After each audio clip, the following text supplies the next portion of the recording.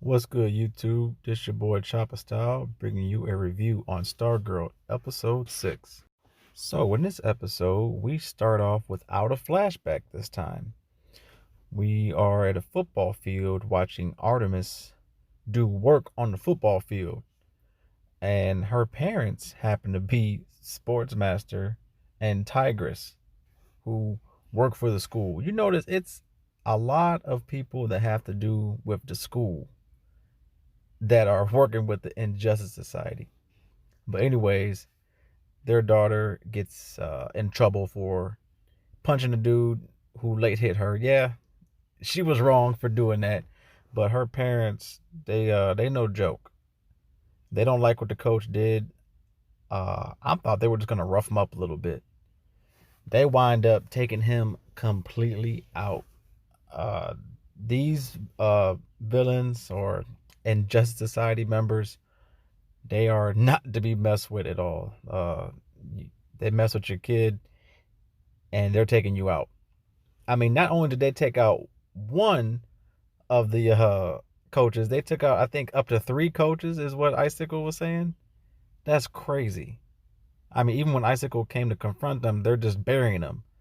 So these two ain't to be messed with. They are itching to get back into action. And thanks to Icicle's orders, they are. They're going to work with the gambler. And the gambler actually meets up with them at the football field. And you notice some type of rift between them. Gambler is, oh, we're friends. And Tigress and Sportsmaster are like, no, we're not friends. So I don't know what's up with the Injustice Society. It's like they almost feel like they're working together because they have to, but they really don't seem to like each other. That could possibly lead to something in the near future, but we'll have to wait and see. Pat confronts Courtney about everything she's been doing, how she's just giving out the JSA's equipment. He's pissed, he's mad, and Courtney, she's trying to plead her case, but Pat, he's not trying to have it. He wants her to get her stuff back. And Courtney, she feels him. She does feel bad, and she kind of sees Pat way, but she realized while trying to get the stuff back from Yolanda and Beth that they have become fond of their new abilities and they like it. They don't just like it, they love it. They are just as happy as she was when she found the staff. Like they both thanked her for for her choosing them and giving them the opportunity. And with them saying that, Courtney just feels too bad. She's like, how can I stop them from doing what I did? She feels them, but she knows that she has to do what Pat is telling them, or at least, that's her stepdad. So she's trying to do the right thing, and she asks for them back, and it backfires. They're not giving them back. They said, look, no. And I don't blame them. You know, uh, Rick, like he said, the realest thing he said to Stargirl. Would you give back your staff if Pat wanted you to? That right there, she had nothing to say. But Pat, he confronted Rick about punching the truck, and he put two and two together, and he's able to find out that he did it. He had a hunch, and he was right. Pat's good at figuring stuff out, but he even tried to be cool with Rick and try to get back to Hourglass. Rick wasn't having it. He's like, nah. And Rick, man, he has been speaking some truth. Like he told Pat, he's like, you're supposed to be Starman's sidekick. You sit here and do nothing.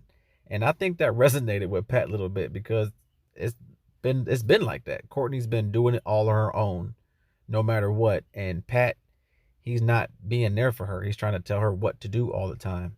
But I mean, he's just trying to look out. Pat's just trying to do the best he can. But I think you definitely seen this episode. He found out he can't just sit back and do nothing. Then we get a pretty sad scene with Icicle and his son. Um, Today happened to be the day of the mom's birthday or his wife's birthday, and it's just you could just tell it hits hard. It's sad. Even though Icicle is a villain, you can still feel his pain.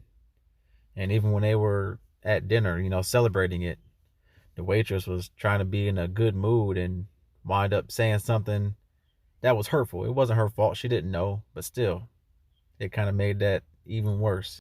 But we definitely got something I wasn't expecting to see. Icicle's son has powers too. When he blew out the candle, he had ice breath. Now, I do think he's aware that he has powers. I don't think that he's doesn't know he has them. I think he's aware he has them, but how good he's able at using them, I don't know. But I wonder, is he gonna be good or is he gonna be bad? Like, is him and Courtney gonna have some type of relationship? I don't know.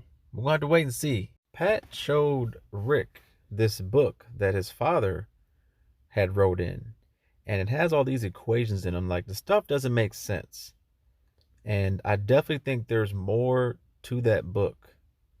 They didn't really figure it out yet, but uh, Dr. Midnight helped them out and said that there's a hacking going to be going around or going on at Empire Enterprises, and the gambler's behind it. He's going to be hacking into the system, and that led them on their journey to try to stop him. Courtney, she feels a little uneasy about it, but the gambler, he has no physical powers that he can really hurt them with. He's super smart and hacking, but they had no idea who was waiting for them when they got there. You can tell right off the rip when they got there. Courtney, she's trying to be in charge, but they have no leadership or no teamwork whatsoever. Rick is, balls to the wall. He goes straight in, whatever. I mean, he is so reckless that he was about to just punch through the door and make the alarms go off. Good thing Courtney was there to stop him, but Dr. Midnight, man, I knew Beth was going to be super helpful. Them goggles are amazing. They are giving them direction. They have been so much of a help. But anyways, they finally get in the building and they witness an actual dead person. So that right there, you can see the look on their faces like, yo, this is real. This dude didn't just get knocked out, like he's gone. Or I'm just assuming, looked like he was dead. But on their way trying to find a gambler, they run into Tigress and Sportsmaster. And boy, what a fight scene. These two are amazing at working together. Just the way they were fighting in the teamwork, that was sick. And man, are they lucky that Sportsmaster was mainly fighting Rick, because he got his butt whooped. He got it handed to him. If it wasn't for that like extra strength and defense, he would have probably killed somebody. He's lucky that he fought him for the most of the time, but dude, the whole fight scene was sick. I mean, they can get to work, and I can't tell which one I liked more. Just seeing their teamwork was just amazing. And Sportsmaster, he's not no punk. Just the way he threw up all three of the baseballs and was kicking them and throwing them, hitting one with the bat. Man, that was sick. And then was Courtney not getting it in? I mean, she was working them one-on-one. I think she could have beat either one of them. They had to do a team up just to take her down. That's why they lost, was teamwork. They had zero teamwork. And I mean, they did enough teamwork so they didn't die. But if they were to work together, they could have defeated them. They got beat and outsmarted. But that whole scene was amazing. I love the fight scenes. It's been a couple episodes since we've seen a fight. Man, this was great. I loved it. I cannot wait to see more. Just imagine, if these are the fight scenes we get when they don't really know how to fight yet, just imagine what it's going to be like when they know how to fight. That's going to be crazy. But Stripe definitely came to the rescue. If it wasn't for him, Sportsmaster and Tigress was going to hand it to all of them. Once they seen the robot, they was like, yeah, date night's over. And they bounced. But they got what they came for anyways. They got the codes, and they also got to have a little bit more fun fighting. They've been itching for a fight, and they got it. Now, Courtney finally got a little bit of taste of her own medicine. She was explaining to Pat how the teammates, they weren't listening, they were reckless, It's like everything went in one ear and out the other. And Pat was like, that's exactly how you are when I explain stuff to you. And now that's the way that Pat got to Courtney, and she understands a lot more now. And I think she has a lot more respect. And even Pat, they both learned something. Pat learned that, this is who the team is, and they can't take the stuff back that they gave them, and they're gonna have to work with the team they got now. And it's better for Pat to be in it instead of trying to, do things the way he's been doing it. So hopefully he can get to some training, learn how to work as a team, and they can really start doing some work. And for the end scene, we get the Injustice Society meeting up, and we find out that they have everything, the satellite codes, they have everything they need, but Brainwave is the key to making all this work. And currently Brainwave is in the hospital, still knocked out.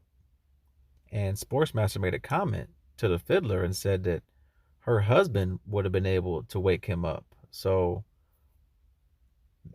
maybe she's not as strong as her husband was, I'm guessing. I don't know. I wasn't aware she had a husband. I wonder what happened to him. I have no idea. But I wonder what they're going to go from here. If they need Brainwave, I guess they have to wait for him to wake up. I mean, it's not like he's dead. But they are going to be on the hunt to find out who this new JSA is. And I don't think they give a damn if they're kids or not. But it's going to be wild. This was a good episode. This was probably my favorite episode out of all of them so far. The funny one part I didn't mention that was funny to me was when Sportsmaster threw the hockey puck on the staff. Now I'm thinking this staff is ridiculously powerful. It's able to block crazy things, shoot beams. I'm thinking, like, is this bomb gonna do anything to it? And then for a minute it kind of got me because I'm like, damn, that bomb really did stop the staff. And then the staff woke up and it was all right. I'm like, man, I knew it that wasn't gonna work. He should have known better than that. I'm pretty sure that's not the first time he's fought Starman or you fought the Cosmic Staff. But I don't know. I thought that was funny to me. But I love this episode. Cannot wait for the next one. Look like it's gonna be a banger. But let me know your thoughts. Like, comment, subscribe. Chopper Style out.